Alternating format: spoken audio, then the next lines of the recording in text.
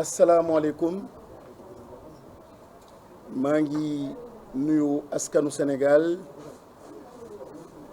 di yëkkati ay kàddu jaal jëmale ko ci famille endeuillée yi li leen dal tiis na lool ñëpp wax nañ ko jaar nañ ci mais li tax mu gën a metti mooy soo xamoon li tax sa doom faatu walla sa proche faatu xëy na nga mën ko nangu wante quand il y a un désordre mu am des informations te comprendre li tax li yëpp am day gën a metti day gën a tar dafa mel ne da nga ñàkk ci maali faro da nga ñàkk pour rien du tout. S'il vous plaît, derrière, s'il vous plaît. Messieurs les journalistes derrière, s'il vous plaît. lii am Sénégal ak conférence de presse su démb du gouvernement dafa wone manque de responsabilité boo xam ni gouvernement bi am na ko état du Sénégal am na ko ndaxte kat quand on essaie d'expliquer lu garaaw lii am Sénégal par ay forces occultes et en stigmatisant certaines régions, des régions civiques, des régions inciviques ci wax ji souvent suñuy wax dañuy wax waxu banlieue fële lañ leen jàppee Pikine et cetera yenn saa ñu dem ba Ziguinchor di expliquer quand on veut ramener ce qui se passe au Sénégal ramener ko à cette proportion-là je dis c'est manquer de responsabilité ñii xam histoire u àdduna ñi xam histoire bi en France il y a près d'un siècle xam l'histoire de Dreyfus Alfred Dreyfus ak impact bi ak li fa am ni mu opposé église gouvernement militaire yi jaxase seen république pendant près d'une décennie et boobu ba léegi muy continuer di alimenter discussion yi ak problème yi wante ñoom nag dañu am benn chance bi ñu am mooy dañu gëstu comprendre li leen dal ñu sukkandiku ci pour jël ay grandes décisions et de grandes orientations cause yi fi am nii li fi am dafa dépasser Ousmane Sonko ce que nous sommes en train de vivre dafa dépasser Yewwi Askan Wi ce que nous sommes en train de vivre est extrêmement profond. Il s'agit de faire la sociologie, comprendre l'aspiration profonde du peuple sénégalais. Xam réellement xale yi lan la ñu bëgg wax soo jàppee waxu xale yi ak seen aspiration nga jàpp tëj leen di ay bandi lañu je dis bi nga doon wax mars 2021 ni je vous ai compris ndekete yoo comprendront. Et si ça s'est calmé, si les chefs religieux jeunesse bi ñëpp même les partis de l'opposition s'étaient calmés suite à cette phrase extrêmement importante du chef de l'État je vous ai compris c'est parce que réellement on pensait qu'il allait pousser l'analyse il allait pousser la compréhension xam dëgg le peuple sénégalais lu mu bëgg en termes d'emploi en termes d'équité en termes de justice on pensait qu'il avait compris ndekete yoo il n'a pas encore compris et ce qui me rend triste c'est quand j'entends encore le discours de 4 ministres d'un gouvernement qui enferment tout ce qui s'est passé, les meurtres, la frustration, les doléances du peuple sénégalais, di ko enfermer simplement en termes de force occulte. Aristote benn philosophe moo doon wax ni lu am dafa am ñeenti cause yoo xam ne moom nga ko war a wutal benn bi mooy cause matérielle bi qui dépasse complètement la personne d'Ousmane Sonko. C'est la décision de justice. Et je gomme le nom de Adji Sarr, je gomme le nom de Ousmane Sonko. C'est la décision de justice que tout le monde a trouvé tout simplement unique. Yàlla def tamit ni on a eu sur un plateau télé 2 ministres de la justice qui se sont succédés, kenn ki la veille, kenn ki le lendemain. Kenn ki nekk en service, actuellement en exercice, muy Madior Fall, keneen ki c'est maître Doudou Ndoye.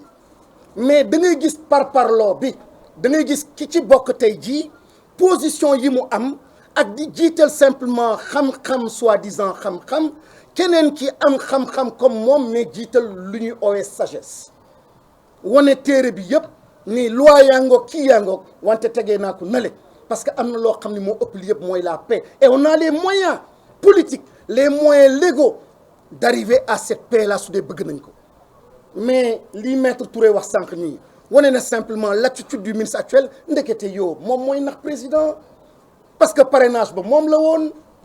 lépp loo gis moom la woon dafa jiital loo xam ni mooy xam-xam te dama mës a wax ni xam-xam am na lu ko féetee kaw mooy hikma ak sagesse intelligence muuslu am na lu ko féete kaw mooy sagesse lii gën a jege dëgg lii gën a rafet lii gën a jub mi ngi jege simplement ce recul là cette sagesse cet équilibre le juste milieu kon il y a cette cause matérielle muy la décision de justice mais mu am beneen cause mooy la cause formelle l'essence même de la chose ça ne s'appelle pas Ousmane Sonko ça s'appelle une couche ou des couches de frustration depuis l'accès bi mu accéder pouvoir mooy les biens mal acquis nga jàpp ni 25 la nga ciblé kenn nga jàpp Khalifa Sall tëj nga jàpp keneen tëj lépp loo xam ne jëloon nga ko am engagement defoo ko respecté woo ko la famille de l'autre président qui était combattu on ne comprenait pas bien on disait que la famille était trop présente dans les affaires de l'État nga ramener encore tout cela dans l'État et dans la gestion actuelle il y a un problème les Sénégalais se sont simplement soulevés par rapport à la malgouvernance quand on parle de BRT je dis c'est bien beau quand on parle du stade c'est bien beau mais l'intangible l'immatériel doomu aadama lii gën a la denrée la plus rare aujourd'hui dans le monde entier et surtout au Sénégal ici c'est l'éthique et la morale nit ñi doo leen jënd simplement avec des stades etc aujourd'hui Macky Sall et le gouvernement ce que nous avons perdu et ce qu'ils ont perdu c'est réellement ça qui a amené ce que j'appelle la crise de confiance et démocratie et la démonstration qu'ils en ont faite hier c'est malheureux le socle de la démocratie c'est la confiance aux institutions te amul tul kenn koo xam ni wóolu nga parlement sénégalais amul kenn koo xam ni wóolu nga l'hyperprésidentialisme au niveau de l'exécutif amul kenn koo xam ni gëm nga ni la justice est indépendante et pour toutes ces raisons le peuple sénégalais a perdu confiance et la confiance est une vertu élémentaire pour une vie sociale une vertu élémentaire pour une démocratie su amul dara mënul samp dara mënul taxaw et actuellement c'est la lecture que je voudrais qu'il fasse et s'il faisait une enquête aujourd'hui il se rendrait compte que le vrai problème le nœud du problème c'est le problème donc de la confiance avec l'État du Sénégal la confiance avec nos institutions et le troisième point moom mooy cette cause motrice là mooy Ousmane Sonko may mun a wax na ko sànq c'est un maire d'une ville extrêmement importante Ziguinchor c'est un acteur politique il avait 15% et peut-être aujourd'hui suñu demoon élection mu am 51 ou 60% quel que soit le fait même s'il n'en avait que 5% il représente légitimement une partie du peuple sénégalais boo xam ni dañ ko wóolu am une vision teg ko ci ay mag la ay jigéen la ay sëriñ la je dis un chef de l'État n'a pas le droit au nom d'un État de droit au nom de la démocratie amoo tout simplement droit bañ a xool loolu bañ a gis ko et ça m'amène simplement mu ñëw rapidement ci le quatrième point mooy la cause finale